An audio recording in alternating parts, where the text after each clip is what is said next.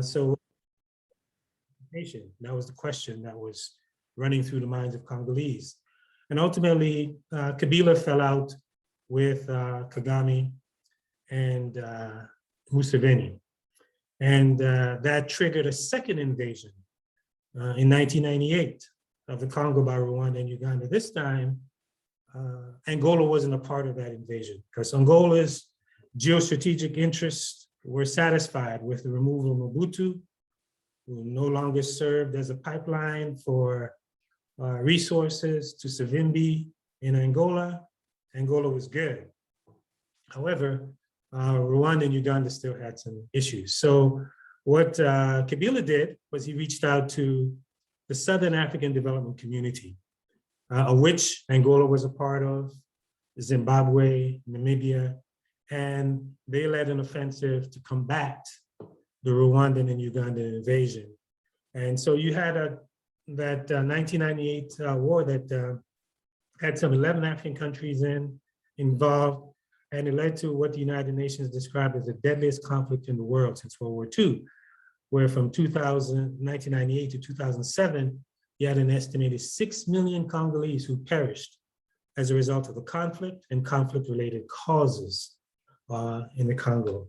So a peace deal was arrived at in 2002, and President George Bush put a great deal of pressure on Paul Kagame of Rwanda, and this is a recurring refrain for over the past 25 years, where you have U.S. presidents having to intervene to put pressure on Paul Kagame in particular, and to some extent Yoweri Museveni, but primarily Paul Kagame, either to lift his occupation of the Congo, in Eastern Congo, or to cease his support of various militia groups in the Congo. There's like a series of militia groups. The M23 is only the latest manifestation of the different groups that the Rwandan government,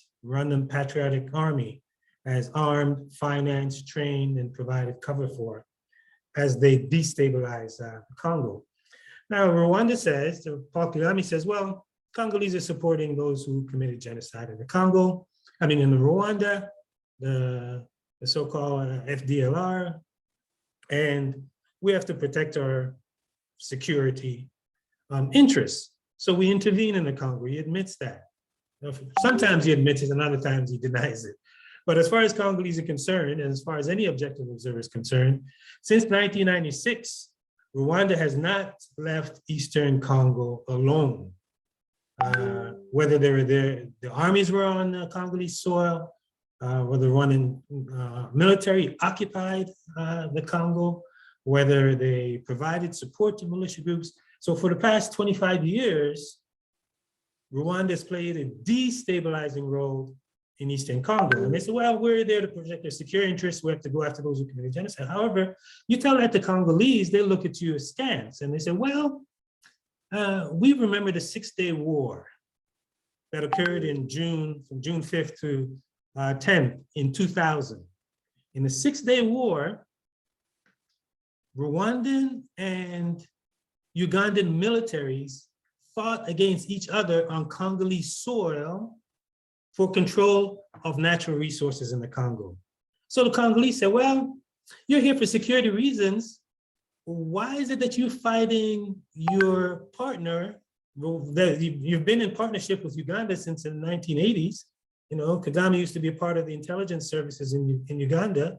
And so why are you, if you're concerned about your security interests, why are you fighting each other on Congolese soil for Congolese resources, right? That puts to huge question the notion, the proposition that you're there for security reasons when you're fighting against a war against another country in the Congo for natural resources. And this is the type of historical fact that leads the United Nations. They published three reports from 2000, 2001. They've published so many reports on the Congo, it's not even funny, but 3 reports from 2000, 2001 that deals with the illegal exploitation of the natural resources of the Congo. And in those reports, it say Paul Kagame and Yoweri Museveni are the godfathers of the exploitation of natural resources in the Congo. So both countries have plundered and continue to plunder the Congo, whether it is coltan by the Rwandans. They're supposedly, miraculously, the leading exporter and producers of coltan in the world. It's well documented that's Congolese coltan that they're exporting, or tin, or in the case of Uganda, gold or timber. And these two individuals who've been in power, Paul Kagame and Yoweri Museveni, who put the blame squarely at their feet. That's why there are huge questions that are raised when you talk about Congo joining the East African community, and then putting together a coalition of forces out of the East African community to bring peace in the Congo. When these, the perpetuators of the instability in the Congo come out of the East African community, Paul Kagame of Rwanda, Yoweri Museveni of Uganda. So it's laughable at best and tragic at worst to believe that there's going to be any sustainable solution coming out of East Africa with Paul Kagame in power and Yoweri Museveni in power. That's just not going to happen. Not if you are concerned, looked at the history of instability in the region. So you have these two forces, and what has, and they're the regional, they represent the regional factors. But there's also another key factor that maintains the instability in the region. And that is that these two leaders and countries receive tremendous support from the United States and the United Kingdom. And as a result of receiving this support, they receive support on a whole host of levels. Military support in terms of equipment, intelligence, training. They receive financial support in terms of money from US taxpayers, and equally critical, they receive political and diplomatic cover from the United States, in particular in the United Kingdom. And what this has done, it has deepened and entrenched the three critical obstacles to peace and stability in the Great Lakes region of Africa. And we maintain that those three critical obstacles are, one, lack of accountability, right? The perpetrators of the violence. We're talking about, the rebel leaders. I'm talking about the political leaders, those who orchestrate the violence and weaponize the militias. There's lack of accountability. That's one. Two, our second obstacle is impunity. There's rampant impunity throughout the region. And that impunity is supported by regional forces, international community. And three, lack of justice. The Congolese continue to demand justice as a result of the crimes that have been committed against Congolese people. There have been some modicum of justice.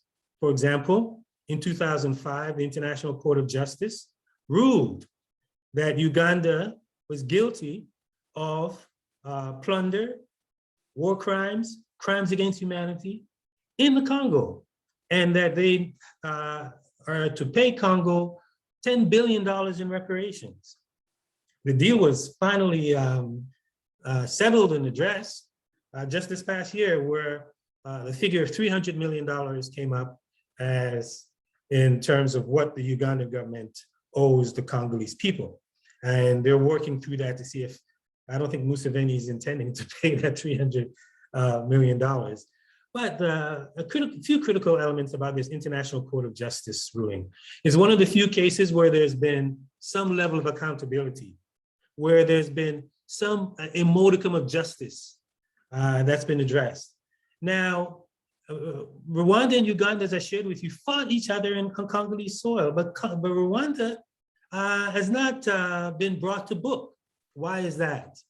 Well, Rwanda takes this exceptional status, much in the same way that the United States does with the International Criminal Court. You cannot bring a US soldier or any US person in front of the International Criminal Court because the US is not party to the court. By the same token, you cannot bring a case against Rwanda at the International Court of Justice because Rwanda is outside of that court of justice. It's not party to it. So even though Rwanda and Uganda have been locked in fighting in the Congo, fighting with each other, fighting against each other to the detriment of Congolese, only the Ugandan government was accessible through the International Court of Justice. Now, there are other international venues that Congolese have sought justice. One is through the United Nations. United Nations in 2010 published a seminal report entitled the United Nations Mapping Exercise Report, where they documented some 600 atrocities from 1993 to 2003. And in that report, they said that if a case was to be brought against the Rwandan military to a competent court, that military could be tried for genocide in the Congo.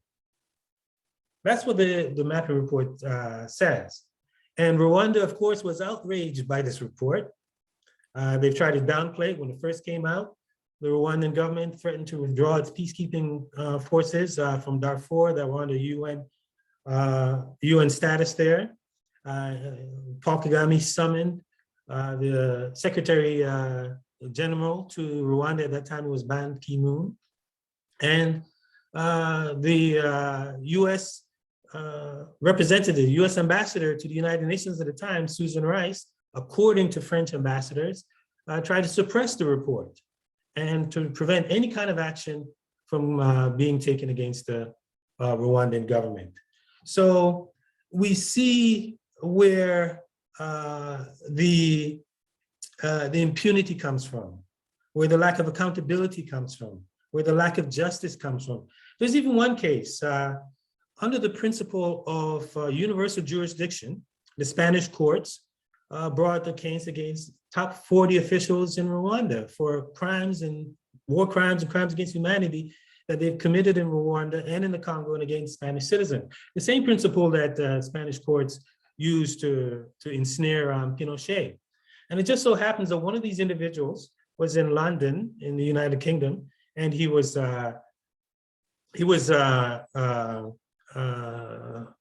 caught or held by the UK judicial system. Eric, time we are bad. Okay, we're running time. Okay, let me wrap up there. You are going to overlap on Bahati, and we want to get let me just close out by saying I appreciate. Yes, just reiterating that until the international level, the regional level, local level, the question of accountability, the end to the impunity, and the question of justice is addressed, we will not see stability in the Great Lakes region.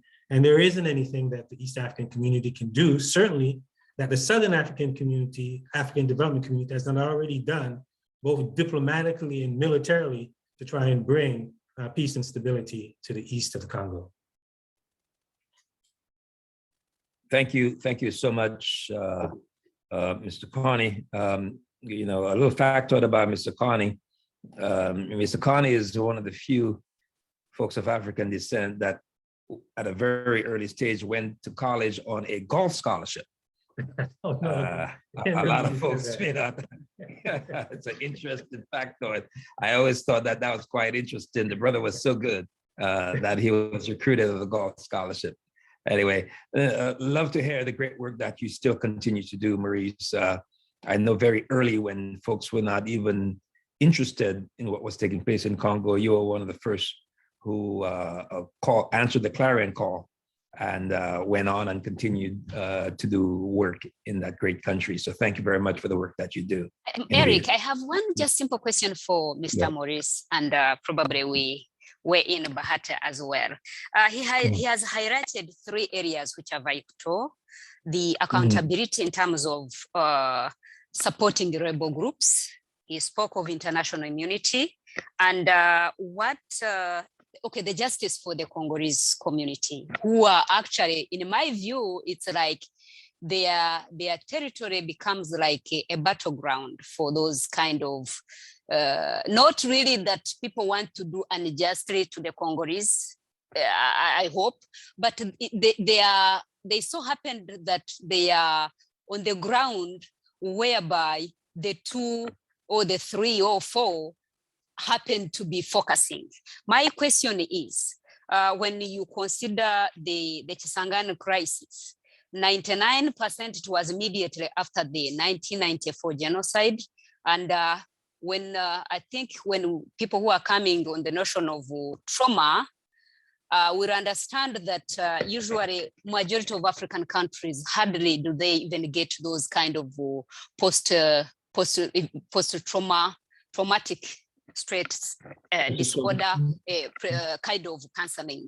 So we are having a community which is just simply moving out of these horrors, completely worried of how it is going to sustain itself. I will now bring the notion of what makes sometimes President Kagame go to Congo and how we can actually change that narrative on the side of Congo and on the side of Rwanda to have peace in that region.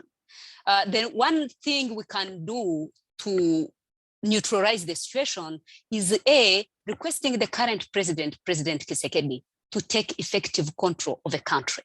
I know Congo is so huge, very huge, but under international law, when you are having asylum seekers or refugees, there isn't no way you are going to allow the land to be a ground of breeding rebel groups to attack other neighboring countries. Definitely that justifies why these leaders are in the Congolese.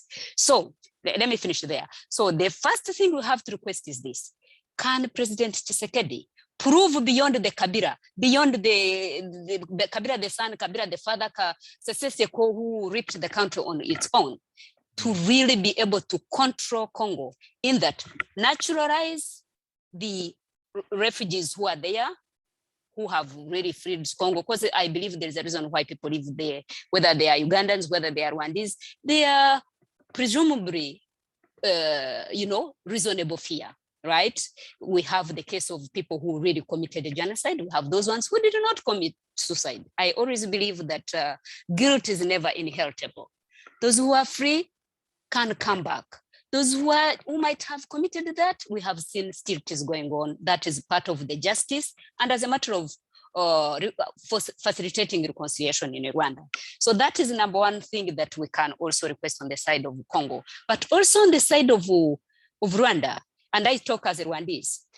There is no way, the case of M23, fairly, it is a portion of Rwanda which was divided to Congo, 1960. Bahati is going to narrate very well on Congolese constitution, which apparently, remember, if when the 1990s repatriation struggle or the civil war that brought back Tutsi ethnicity to Rwanda, majority of them repatriated.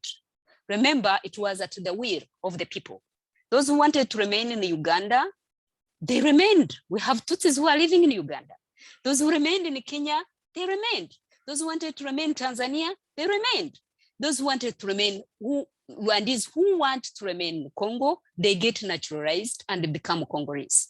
But this also, I was watching the movies where they were really brutalizing these, the Banyamulenge, on the notion that they look like Rwandese. Let us also not stand in the face of injustice, and we defend it. So the ask on the side of the government of Rwanda is that let them also let Congo either annex Banyamulenge